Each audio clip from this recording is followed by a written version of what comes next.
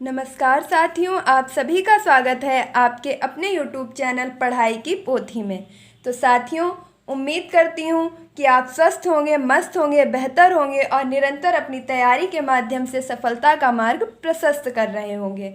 तो आइए साथियों, आज आपके लिए मैं लेकर के आई हूँ जीके जीएस की श्रृंखला में आपका विज्ञान विषय से बनने वाला अति महत्वपूर्ण टॉपिक, यानी कि विज्ञान की कुछ प्रमुख शाखाएं। आज हम देखेंगे कि विज्ञान की किस शाखा में किस विषय से संबंधित अध्ययन किया जाता है। तो आइए बिना समय व्यर्थ किए कम समय में बेहतर कंटेंट के लिए पढ़ाई की पोथी को जरूर सब्सक्राइब कीजिए। तो आइए स्टार्ट करते हैं। विज्ञान की प्रमुख शाखाएं।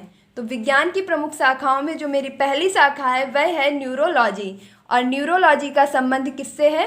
तो तंत्रिकाओं के अध्ययन से है। देखिए, आपने कॉमनली सुना होगा कि न्यूरोलॉजिस्ट वो होते हैं जो तंत्रिका विज्ञान संबंधी अध्ययन में विशेषज्ञ होते हैं, तो वही न्यूरोलॉजिस्ट होते हैं आपके। तो न्यूरोलॉजी में किसका अध्ययन किया जाता है? तंत्रिकाओं का। नेक्स्ट है आपका अर्निथोलॉजी। और अर्निथोलॉजी में पक्षियों का अध्ययन किया जाता है। अर्निथोलॉजी में किसका अध्ययन किया जाता है? पक्षियों का अध्ययन किया जाता है। नेक्स्ट है आपका कोस्मोलॉजी। कोस्मोलॉजी में ब्रह्मांड का अध्ययन किया जाता है। कोस्मोलॉजी में ब्रह्मांड का अध्ययन किया जाता है। देखिए, अगर आपको मेरे द्वारा पिछले वीडियो जो कि ट्रिक से करवाए गए हैं बेहतर लगते हैं, इससे काफ़ी ज़्यादा समझ में आता है, तो आप प्लीज़ कमेंट बॉक्स में अपनी राय ज़रूर बताएं। तो मैं नेक्स्ट वीडियो ट्रिक के माध्यम से ही लेकर के आऊँगी। मैंने इस वीडियो में किसी भी अन्यथा ट्रिक का बहुत ज़्यादा यूज़ नहीं किया है, साधारण ही आपको चीज़ों को बता रही हूँ। तो अगर आपको लगता है कि नहीं ट्रिक से ज़्यादा समझ में आता है तो आप कमेंट बॉक्स में ज़रूर बताएं। नेक्स्ट है आपका पोमोलॉजी। और पोमोलॉजी में फलों का अध्ययन किया जाता है। पोमोलॉजी में किसका अध्ययन किया जाता है? फलों का अध्ययन किया जाता है। एक बार फिर से, न्यूरोलॉजी तंत्रिकाओं का अध्ययन, अर्निथोलॉजी पक्षियों का अध्ययन, कोस्मोलॉजी ब्रह्मांड का अध्ययन, पोमोलॉजी फलों का अध्ययन। देखिए, यकीन मानिए, मैं आपसे पूरा वादा कर सकती हूँ कि आप वीडियो के अंत तक बस एकाग्रचित होकर के सुनते रहिए। यकीन मानिए, आपको विज्ञान की ये सभी महत्वपूर्ण शाखाएं एक चुटकी में ही याद हो जाएंगी। अगर आपको याद नहीं होती हैं तो आप प्लीज़ इस वीडियो को 1 से 2 बार रिवाइज कर लीजिए। वैसे मेरा मानना है, मुझे पूर्ण विश्वास है कि मैं आपको इस तरीके से बार बार 1 से 2 बार प्रत्येक शाखा बताऊँगी ताकि आप वीडियो का अंत होते होते इन सभी शाखाओं को याद रख सकें। नेक्स्ट है आपका सीस्मोलॉजी। सीस्मोलॉजी में भूकंप का अध्ययन किया जाता है। सीस्मोलॉजी में किसका अध्ययन किया जाता है? भूकंप का अध्ययन किया जाता है। देखिए, ये सभी शाखाएं महत्वपूर्ण हैं और किसी न किसी परीक्षा में पूछी जा चुकी हैं और लगातार पूछी जा भी रही हैं। नेक्स्ट है आपका ऑस्टियोलॉजी। ऑस्टियोलॉजी में हड्डियों का अध्ययन किया जाता है। ऑस्टियोलॉजी में किसका अध्ययन किया जाता है? हड्डियों का। एक बार फिर से, न्यूरोलॉजी में तंत्रिकाओं का अध्ययन, अर्निथोलॉजी में पक्षियों का अध्ययन, कोस्मोलॉजी में ब्रह्मांड का अध्ययन, पोमोलॉजी में फलों का अध्ययन। पोमो मीन्स पके, कैसे पके, क्या होंगे? फल होंगे। पोमोलॉजी में फलों का अध्ययन, सीस्मोलॉजी में भूकंप का अध्ययन, ऑस्टियोलॉजी में हड्डियों का अध्ययन। नेक्स्ट है आपका numerology. Numero means numericals. Numericals आपके क्या होते हैं? नंबर्स होते हैं। तो न्यूमेरोलॉजी में अंकों का अध्ययन। नेक्स्ट है आपका माइकोलॉजी। और माइकोलॉजी में कवकों का अध्ययन। माइकोलॉजी में कवकों का अध्ययन। याद रख सकते हैं, कवक कैसे गाना गाते हैं? तो माइक लगा करके गाते हैं। तो कवकों का अध्ययन माइकोलॉजी में। नेक्स्ट है आपका फाइकोलॉजी में। और फाइकोलॉजी में शैवालों का अध्ययन। माइकोलॉजी में कवकों का अध्ययन, फाइकोलॉजी में शैवालों का अध्ययन। अब शैवाल आपके कैसे हैं? फाइको मीन्स फाइको, कहीं पे भी फैल जाते हैं, तो फाइको मीन्स शैवालों का अध्ययन। नेक्स्ट है आपका जियोलॉजी। और जियोलॉजी का संबंध है भूगर्भ विज्ञान से। जियोलॉजी का संबंध किससे है? भूगर्भ विज्ञान से। नेक्स्ट है आपका जीरेंटोलॉजी। और जीरेंटोलॉजी का संबंध है वृद्धावस्था से। जीरेंटो मीन्स समझ सकते हैं जीरो।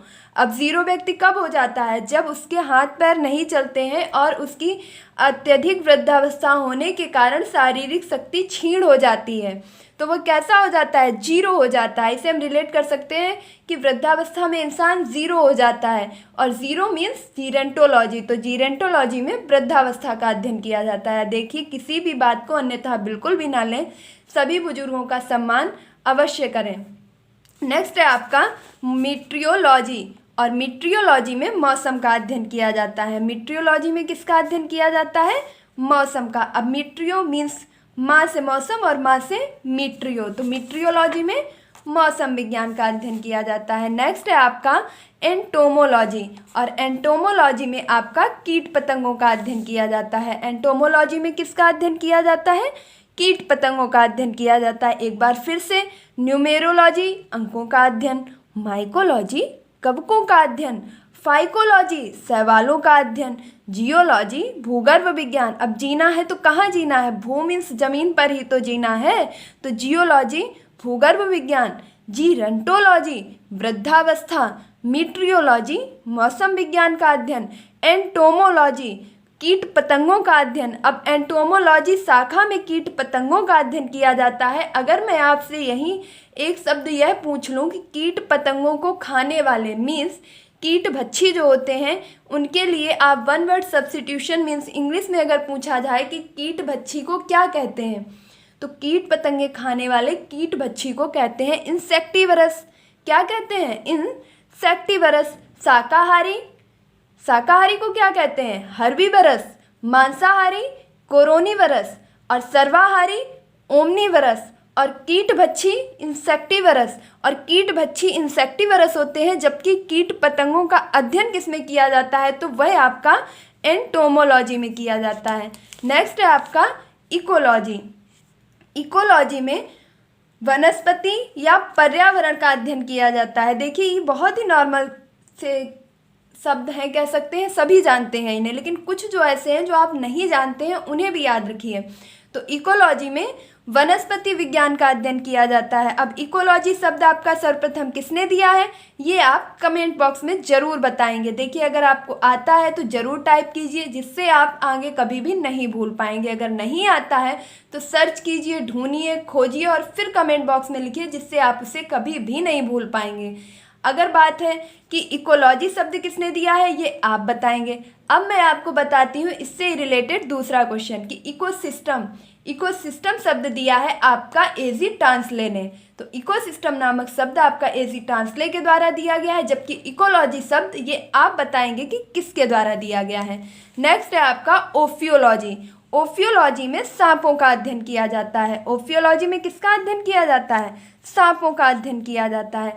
अब सांप अगर आपको दिख जाएगा तो कैसे करेंगे? ओफो ओफो, तो ओफियोलॉजी में सांपों का अध्ययन। डेंड्रोलॉजी में वृक्ष एवं झाड़ियों का अध्ययन। डेंड्रोलॉजी में वृक्ष एवं झाड़ियों का अध्ययन। अब डेंड्रो मीन्स डैंड्रफ कहाँ हो गया? बालों में हो गया। अब बालों में डैंड्रफ हो गया है तो आपके बाल कैसे हो जाएंगे? रूखे हो जाएंगे, सख्त हो जाएंगे, कड़क हो जाएंगे, वृक्ष की तरह, झाड़ी की तरह रूखे हो जाएंगे। तो डेंड्रोलॉजी में वृक्ष एवं झाड़ी का अध्ययन किया जाता है। देखते हैं अपना नेक्स्ट क्वेश्चन। तो नेक्स्ट क्वेश्चन है आपका एंथोलॉजी। तो एंथोलॉजी में किसका अध्ययन किया जाता है? एंथोलॉजी में आपका अध्ययन किया जाता है पुष्पों का। एंथोलॉजी में किसका अध्ययन किया जाता है? पुष्पों का अध्ययन किया जाता है। नेक्स्ट है आपका इक्थियोलॉजी, और इक्थियोलॉजी में मछलियों का अध्ययन किया जाता है। इक्थियोलॉजी में किसका अध्ययन किया जाता है? मछलियों का अध्ययन किया जाता है, जबकि एंथोलॉजी में आपका पुष्पों का अध्ययन किया जाता है। नेक्स्ट है आपका एपीकल्चर, और एपीकल्चर में आपका मधुमक्खी पालन का अध्ययन किया जाता है। नेक्स्ट है आपका सेरीकल्चर, और सेरीकल्चर में आपका रेशम कीट पालन। कौन से कीट पालन? तो रेशम कीट पालन का अध्ययन आपका किया जाता है सेरीकल्चर में। नेक्स्ट है आपका पिसीकल्चर, और पिसीकल्चर में आपका मत्स्य पालन का अध्ययन किया जाता है। एक बार फिर से देख लीजिए, एंथोलॉजी पुष्पों का अध्ययन। एंथो मीन्स एंथोनी। एंथोनी कैसे कर रहा है? वो किसी को प्रपोज कर रहा है, तो किससे करेगा? पुष्प मीन्स फूल से करेगा। तो एंथोलॉजी पुष्पों का अध्ययन। इक्थियोलॉजी मछलियों का अध्ययन। इक्थियोलॉजी मछलियों का अध्ययन। एपीकल्चर मधुमक्खी का पालन। एपीकल्चर मधुमक्खी का पालन। पी क्या पी? तो शहद पी। अब शहद किससे मिलता है? मधुमक्खी से। तो एपीकल्चर मधुमक्खी पालन। नेक्स्ट है आपका सिल्वीकल्चर। सिल्वीकल्चर का संबंध है काष्ठ पेड़ों के संवर्धन से। किससे संबंधित है? काष्ठ पेड़ों के संवर्धन से। तो सिल्वीकल्चर का संबंध है काष्ठी पेड़ों के संवर्धन से। देखिए इसे याद रखिएगा, ये आपसे पूछा भी जा चुका है। नेक्स्ट है आपका हॉर्टिकल्चर। तो हॉर्टिकल्चर का संबंध है आपका उद्यान विज्ञान से। हॉर्टिकल्चर का संबंध किससे है? उद्यान विज्ञान से। अब उद्यान विज्ञान के अंतर्गत आपका कौन सा आ जाएगा? जैसे आपकी सब्जियां हैं, फल हैं, फूल हैं, इन सभी को कह सकते हैं उद्यान। तो उद्यान विज्ञान का अध्ययन आपका किया जाता है हॉर्टिकल्चर में। नेक्स्ट है, अब देखिए सब्जी, फूल, फल अगर हम अपनी देसी भाषा में बोलें, लेने कहाँ जाएंगे? तो बहुत पहले बाजार को कहा जाता था हाट। क्या कहा जाता था? हाट। तो कहाँ लेने जाएंगे? हाट में लेने जाएंगे। तो हॉर्टिकल्चर सब्जी, फल, फूल मीन्स उद्यान विभाग से संबंधित है। नेक्स्ट है आपका फ्लोरिकल्चर, और फ्लोरिकल्चर का संबंध है फूलों की खेती से। फ्लोरिकल्चर का संबंध किससे है? फूलों की खेती से है। Flori means flower, flower means फूल, तो फ्लोरिकल्चर का संबंध है फूलों की खेती से। नेक्स्ट है आपका ऑन्कोलॉजी, और ऑन्कोलॉजी में आपका कैंसर का अध्ययन किया जाता है। ऑन्कोलॉजी में किसका अध्ययन किया जाता है? कैंसर का। नेक्स्ट है आपका न्यूमेस्मेटिक्स। क्या है? न्यूमेस्मेटिक्स, और न्यूमेस्मेटिक्स में आपका अध्ययन किया जाता है पुराने सिक्कों का। न्यूमेस्मेटिक्स में किसका अध्ययन किया जाता है? पुराने सिक्कों का अध्ययन किया जाता है। ये भी प्रश्न आपसे पूछा जा चुका है। न्यूमेस्मेटिक्स, ओंकोलॉजी, सिल्वीकल्चर, ये सभी पूछे हुए प्रश्न हैं। तो सिल्वीकल्चर में काष्ठी पेड़ों का संवर्धन, जबकि ओंकोलॉजी में कैंसर का अध्ययन, न्यूमिस्मेटिक्स में पुराने सिक्कों का अध्ययन। अब अगर मैं आपसे पूछूं कि प्राचीनतम सिक्कों को क्या कहा जाता है, तो प्राचीनतम सिक्कों को आहत कहा जाता है। नेक्स्ट है आपका एपिडेमियोलॉजी। एपिडेमियोलॉजी में आपका महामारी का अध्ययन किया जाता है। एपिडेमियोलॉजी में किसका अध्ययन किया जाता है? महामारी का। तो एपिडेमियोलॉजी में महामारी का अध्ययन किया जाता है। एपी मीन्स ए पी ले दवाई, नहीं तो डेमियोलॉजी मतलब डेड हो जाएगा। अब महामारी जैसे कि आपकी अभी बहुत ही ज़्यादा फैली हुई है कोरोना, तो कोरोना भी एक प्रकार की महामारी है। इससे पहले थी आपकी प्लेग। क्या थी? प्लेग थी। तो इस प्रकार की जो भी महामारियां होती हैं उनके अध्ययन के लिए जो शाखा होती है वह होती है आपकी एपिडेमियोलॉजी। नेक्स्ट है आपका सेलेनोलॉजी, और सेलेनोलॉजी में आपका अध्ययन किया जाता है चंद्रमा की सतह का। सेलेनोलॉजी में किसका अध्ययन किया जाता है? चंद्रमा की सतह का। नेक्स्ट है आपका ओडोंटोलॉजी, और ओडोंटोलॉजी में आपका अध्ययन किया जाता है दांतों का। ओडोंटोलॉजी में किसका अध्ययन किया जाता है? दांतों का। देखिए हमेशा की तरह अपनी नीति और परंपरा को जारी रखते हुए एक बार क्विक और फास्ट रिवीजन मेरे साथ। अगर आपको चीज़ें समझ में आ चुकी हैं तो बेहतर होगा कि इस बार आप मेरे एक बार शाखा का नाम बोलने के बाद उससे संबंधित विषय खुद ही अपने मुंह से रिवाइज करेंगे। देखिए जितना आप बोलेंगे उतना ही आप सीखेंगे। तो आइए स्टार्ट करते हैं। सबसे पहले है आपका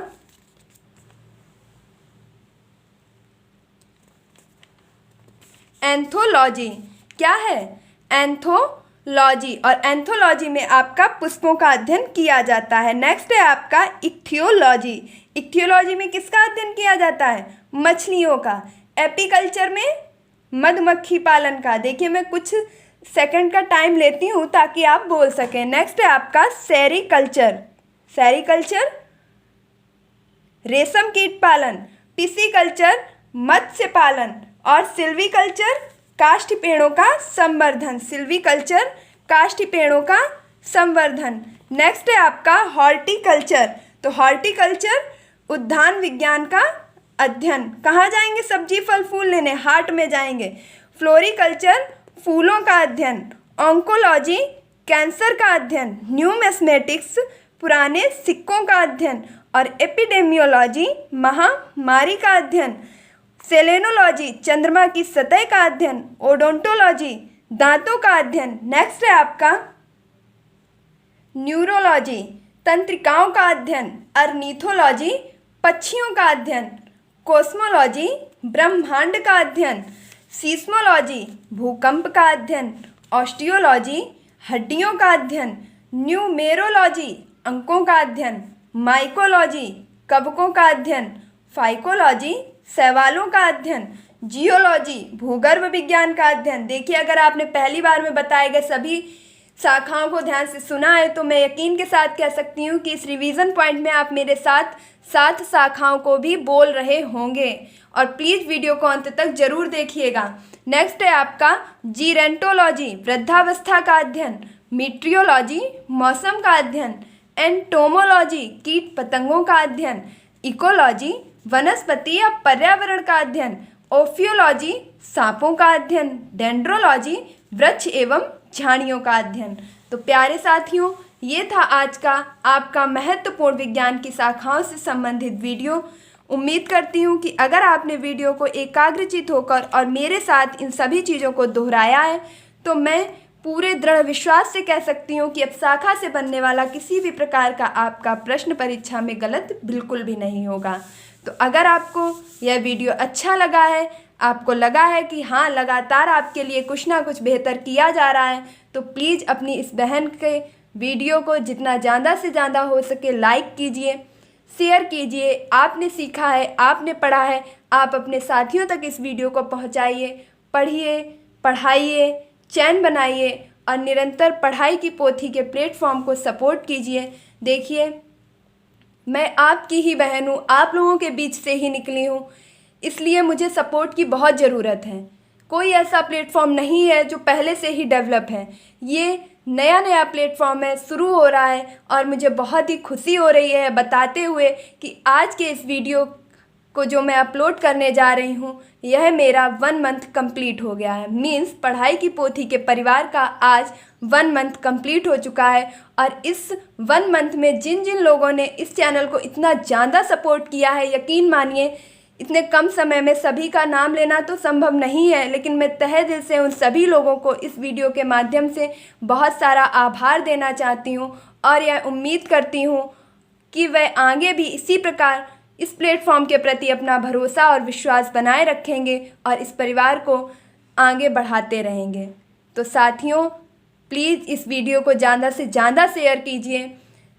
अगर आपने अभी तक इस चैनल को सब्सक्राइब नहीं किया है तो प्लीज़ इस चैनल को सब्सक्राइब कर लीजिए और अपनी बहन का सपोर्ट कीजिए। आप इसी परिवार के सदस्य हैं, आपको भी इस परिवार का सदस्य बनना ही पड़ेगा। तो प्लीज़ इसे सब्सक्राइब कीजिए, वीडियो को शेयर कीजिए और निरंतर अपनी पढ़ाई में एकाग्रचित होकर के लगन से पढ़ाई करते रहिए।